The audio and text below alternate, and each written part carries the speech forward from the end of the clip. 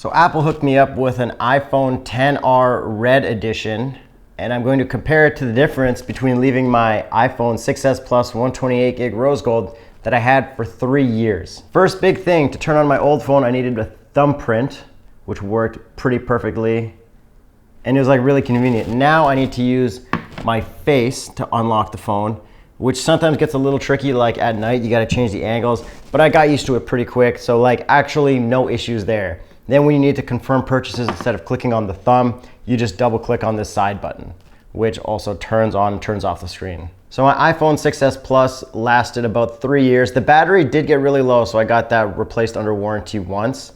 But in that time, my partner Jacob on the Straight Pipes has gone through like 3 different Android phones, so I think that's a big win. And I would have kept using this if they didn't send this one.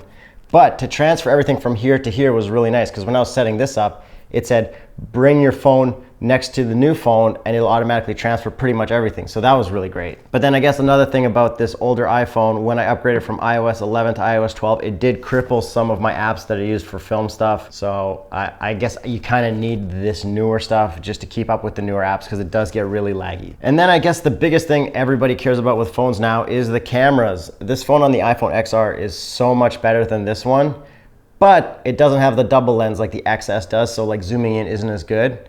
But now the new iPhone 11 Pro got announced, so I'm definitely gonna pick that up with the 3 lenses for wide, medium, and like really long. I think that's gonna be amazing.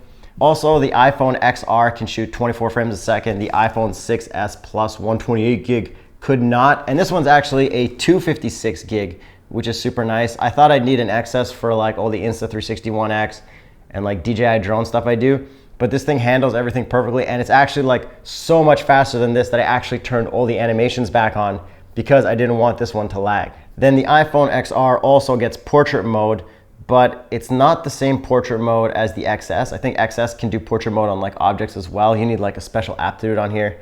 But for like portraits for selfie and stuff, it's still pretty good. This had none of that. I just have to use like an app to blur out the background, and it was never as nice. So like portrait mode is a big plus. It makes everything look so much better. The next big change was to go through your apps, you double click on the older iPhone, but on the newer one, you slide up from the bottom right, and then it shows you everything you have open. And at first, I didn't really like it, but I got used to it pretty quick. All the gesture stuff, not having a button, didn't make much of a difference. Like I got used to it very fast. Then if we have our phones locked to use the camera, I would have to slide this older one to the right, which worked out. You know, I got really used to that, but on this one, I just like click to have haptic feedback, and then it opens up. And you also have your flashlight in like one button, which I use a whole lot. And this one, you needed to swipe up and then click the flashlight button. So like they overall improved everything.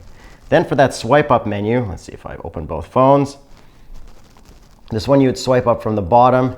This one you swipe down from the top right, which I also really like. Then in that mode, we've got screen recording, which we also had in this phone. However, if I'm screen recording, when it's time for the movie to be done screen recording, I can click up here to click stop recording instead of swiping down every time, which is also very convenient. Next thing I guess would be the battery life. This thing literally needed to get warranted a bunch. It kept dying all the time. This iPhone XR, I can actually not plug it in at night and use it the next day, and it'll still have so much battery. Like I charge it a lot because I use it a lot. But for the most part, I'm not obsessed with charging my phone now, which is such a relief, because that was probably the biggest bummer of this, was the low battery life. And this iPhone XR is a little bit heavier than my iPhone 6s Plus, but it's lighter than my wife's iPhone XS, which is very nice because she says like her wrist hurts from holding it so much, but she's got all her like cards and stuff on the back. But phone to phone, the XR doesn't even weigh that much. Then what I discovered the hard way was I couldn't use my old headphones because the headphones goes through here. It lost the headphone jack. I got used to that pretty quickly because I just like fished the headphones out of the package. But I also have an adapter so I can use my old headphones too. It sucks that you can't charge and use your headphones. I guess you kind of need to have AirPods. But with a longer battery life, like you don't need to as much.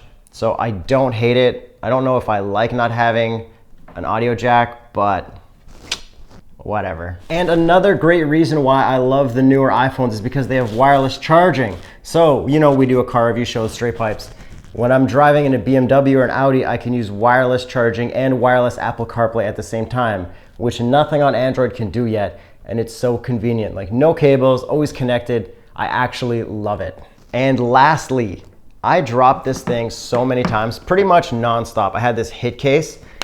I dropped it probably every day by mistake, and it was fine.